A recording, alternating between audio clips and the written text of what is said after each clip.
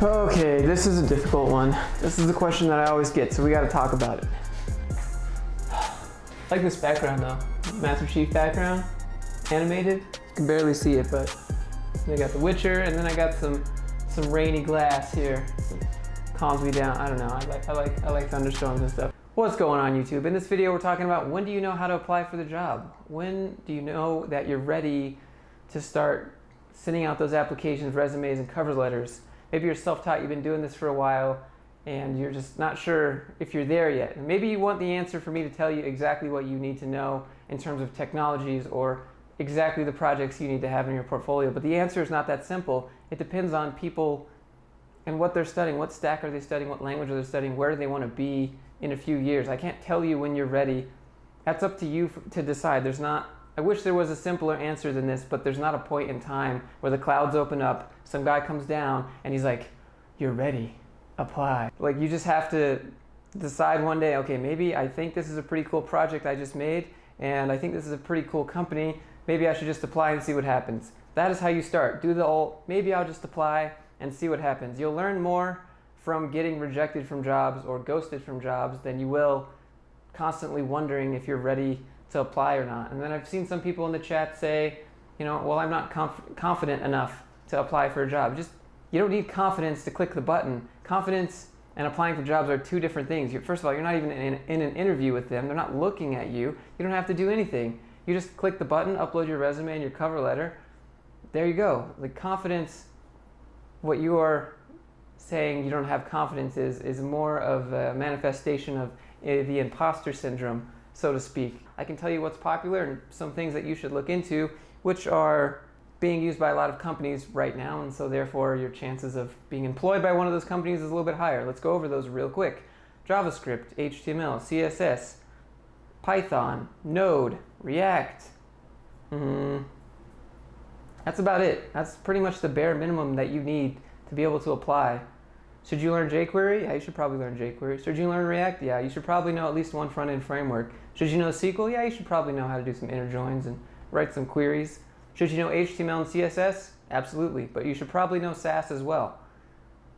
How deep you go into these topics is what makes this question so hard to answer, because the learning never stops. Every day you wake up and you re-remember everything that you've done. Like, success is earned and re-earned every day, right? There's your cheesy Tony Robbins of code here coming out to hang.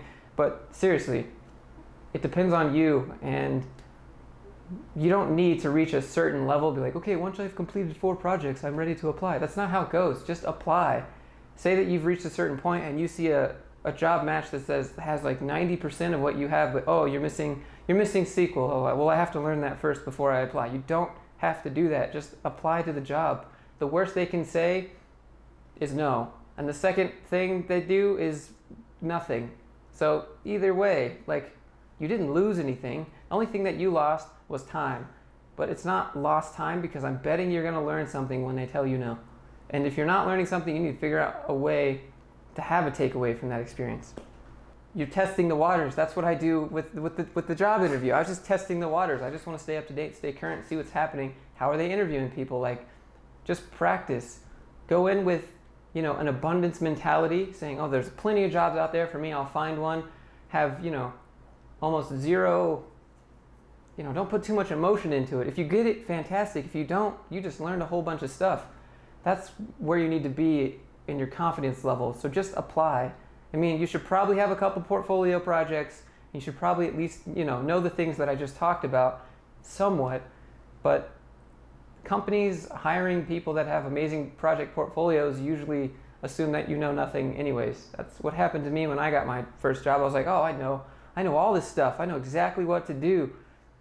But I knew nothing. I merged my own pull request on day 1, right? So I made the code change, and then I pushed it to production, or I made the request to push it to production so it would go live, and I didn't wait for approval from my boss, and I was just like, yep, I'll push that right in. I could have deleted the entire application. I mean, I'm sure I couldn't have done that.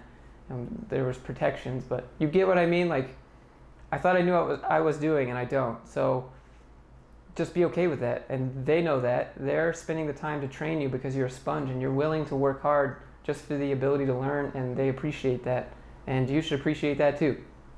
And besides, all you need when you're applying to jobs is one person to say yes. You can have 4,000 people say no, one person says yes. That's really all you need to change your life. Don't even concern yourself with titles or preferred requirements in terms of education. Oh, prefers master's degree. Like, I don't care, just apply. 9 years experience required, I'm gonna apply and I'm gonna be like, look, this is what I'm gonna say in my cover letter. Look, I know it says 9 years experience in your cover letter, but I'm really interested in the technology stack you're using. I don't know what your structure looks like now, but I'd be happy to interview because I really agree with your mission and your values and I'd love to be part of the team. Do you have a time to talk? And if they don't respond, so what? But if they do respond, oh, well then you've just negotiated yourself into something that you wouldn't have even thought was possible. So just be willing to make that step of just apply regardless. This is the number one mistake that you can have when you're looking for a job. Don't type in junior developer, junior software, junior whatever. Remove that. Remove the junior. Just put developer and apply to anything that you think remotely matches you. And if it doesn't, you better make a good cover letter saying why it doesn't match, but you really want to get into it. And I could probably learn whatever you want me to learn. That's the argument you want to make. You just want to be willing to learn. You want to be the little fish in the big pond, so to speak. You need to be thriving in that environment. You don't want to be tossed into like this junior dev pool where like nobody knows what they're doing. Like, you want to be put with people that make you feel dumb. I'm sorry, but that's just how it is. You don't want to be the smartest guy in the room. If you are, you better get in a different room. There's not a certain point when you're ready. It just doesn't happen. You just have to decide, keep looking at job applications, decide, put your application in, put the cover letter to make it match, do those things, and then just wait. And then keep working in the time. Don't just put all your eggs in one basket. Don't get super excited because you see a super cool company like I did. I made that mistake. Got super excited, applied, and they just ignored me. And then they came to me. I was like, you know what? I'm good. Just don't put all your emotional eggs in one basket, so to speak. As soon as you start getting attached to the idea of like, oh, it'd be so cool to do X, Y, Z, like it's cool to think about, just don't attach yourself to that. Just be open to whatever. Like the job I have now, I had no idea really what it was about, and now it's the best job that I've had. So be open to different opportunities and then see where those take you. But don't be afraid to try and change someone else's mind about something. Like it's not illegal. It's hard to do in the moment. It's hard to have that presence of mind of like, well, no, we're not really looking. Well, hold on. It's really hard to stop them and do that and be like, well, let's talk about this a little more. What do you think they're going to do? They're going to be like, no, let's not. You need to leave. Like, chances are, if they're a decent person, they're going to be like, oh, well, what did you have in mind? Then you present your argument. Say, look, you don't have to make a decision right now. Just think about it. Can I email you in a week and we can follow up? Do that. Take creative approaches. If you feel like you don't have enough confidence, click the button, apply anyways. If you do, click the button, apply anyways. If you don't feel ready, click the button, apply anyways. They'll tell you what you need to know. They're going to be like, if they don't, you can ask them why, and they say, hey, no, sorry, we've chosen to go with someone else. Be like, well, could you tell me why, please? Maybe not that basic, but like, oh, well, I'm trying to improve for further job opportunities. Could you please inform me of what I did or what I could do to improve for future interviews? And then they'll probably get back with you. Most of the time, it depends on the company, because you can sue them if they be like, you were dumb, or you didn't know what we needed you to know, or you don't have enough, you could sue for like ageism and all that discrimination stuff. So they're a little bit cautious with that in general. But if you word it right, usually they'll just tell you, like, especially if you want to improve. You'll be like, well, tell me why. They're not going to tell you. But if you're like, I want to improve, and this is for my personal benefit and yours, possibly in the future, could you please tell me? Then they probably will tell you what you did wrong, and then you have a learning experience from that. Like, you could make static websites with just HTML and CSS and start applying. They'll be like, well, you need to know JavaScript. I mean, you could be like, well, what would I need to know to get this job? Oh, well, no, probably they'll tell you. Or just keep applying to stuff. They'll tell you what you need to know.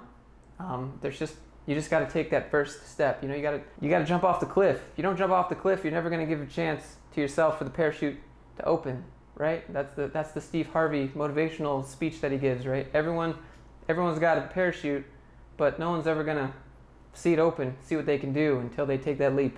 So that's what you got to do. Anyways, guys, I hope this video has been helpful. Something I've been really thinking about, pretty passionate about myself, because I struggle with this. And if you want to see more videos like that, hit that subscribe button.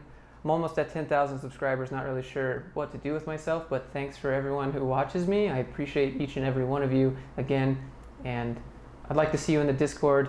Make sure to join that. Also, I have the school that I'm making currently called On Focus. I'm making a bunch of courses. There's a bunch of courses there. There's not a bunch of curriculum inside of it yet, but I'm working on that on the weekends. I'm a pretty busy dude, so just bear with me while I get that going. But I'd love to have you. I'd love to interact with you. Ask me some questions. Shoot me an email. I'm still doing resume reviews. It's just been a while. It takes some time to get set up. I guess that's all for now. So thanks for watching, and I'll see you in the next video.